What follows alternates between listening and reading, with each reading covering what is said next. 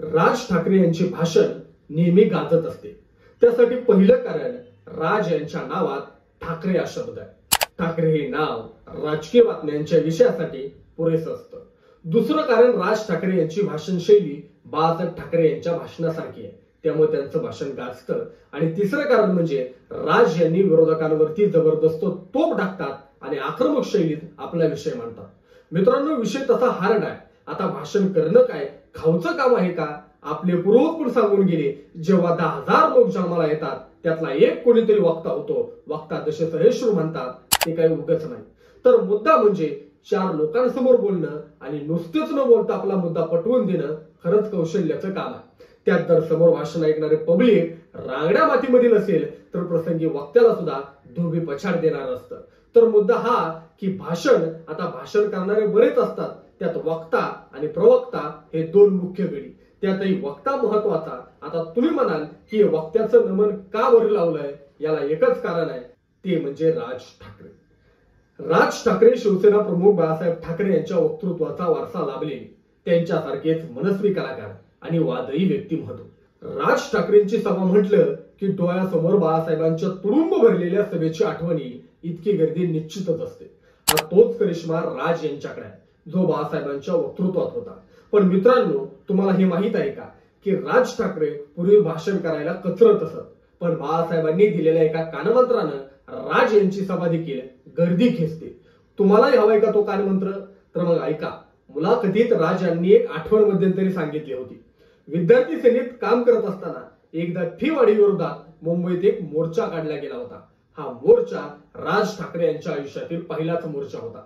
त्यावेळी ते भाषण वगैरे काहीच करत नसत, पण मोर्चा संपल्यावर त्यांनी 2 ते 4 मिनिटांचं एक छोटंसं भाषण केलं। दरम्यान भाषण ऐकण्यासाठी आलेल्या एका व्यक्तीनं जवळच्या बूथवरून बाळासाहेबांना फोन करून हे भाषण ऐकवलं होतं। फोनवरून भाषण ऐकल्यानंतर बाळासाहेब ठाकरेंनी राजला घरी बोलावून घेतलं होतं। बाळासाहेबांची झोपायची वेळ झालेली असूनही ते जागे होते। राज ठाकरे घरी आल्यानंतर त्यांनी म्हटलं की माझ्या बापानं मला जे सांगितलंय ते आज मी तुला सांगतोय। जे मैदान असेल त्या मैदानाची भाषा बोल। आपण किती हुशार आहोत हे भाषणातून कधी सांगू नको, लोक कशी हुशार होतील हे भाषणातून येऊ देत। आज मी काय बोललो यापेक्षा आज मी भाषणातून काय दिलं याचा विचार करून भाषण कर, असा कानमंत्र बाळासाहेबांनी राज ठाकरेंना दिला होता। बाळासाहेबांचा हाच कानमंत्र राज ठाकरेंना आजही उपयोगी पडत आहे। तुम्ही हे पाहत असाल की राज यांच्या कोणत्याही भाषणातील मुद्दे हे तमाम पब्लिकवर गारुड करणारे असतात।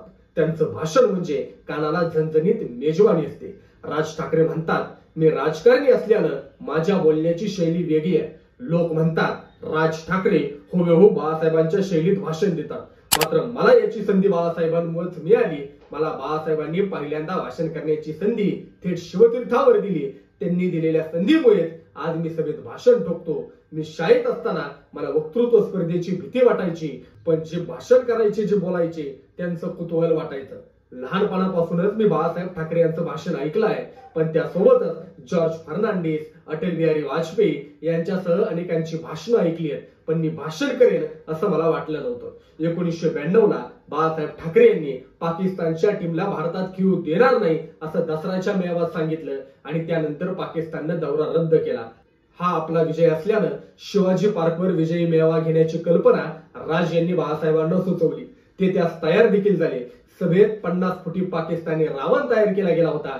संपूर्ण शिवाजी पार्क भरलं होतं। व्यासपीठावर सगळे बसलेले असताना राज यांना बाळासाहेब ठाकरे यांनी मला तू बोलणार आहेस ना असं विचारलं। त्यावर राज यांनी त्यांना असलं काही करू नका, मी इथून निघून जाईन असं सांगितलं। त्यानंतरही राज यांना शिवाजी पार्कवर ऐनवेळी भाषण करायला लावलं। हे ठरलं राज ठाकरे यांचं अधिकृत पहिलं भाषण। मित्रांनो, बाळासाहेब ठाकरे यांनी राज यांना जो कानमंत्र दिला त्याचा परिणाम म्हणजे राज यांच्या भाषणाची मुलूक मैदान तो। कोणी काही म्हणू, राजकीय विश्लेषक काही मत व्यक्त करोत, सवय पुराव्यांसोबत आपल्या विरोधकांना निरुत्तर करणाऱ्या राज यांनी बाळासाहेबांचा कानमंत्र आज अखेरपर्यंत जपला। बाकी राज ठाकरेंचे मतभेद, राज ठाकरे कोणत्या विचाराचे आहेत या गोष्टी वादाच्या असतीलही। असो, अशाच प्रकारच्या वेगवेगळ्या व्हिडिओ, वेगवेगळ्या घडामोडी, वेगवेगळे किस्से जाणून घेण्यासाठी आमच्या बोल रे भावा या YouTube चॅनलला सबस्क्राईब करा ही विनंती। धन्यवाद।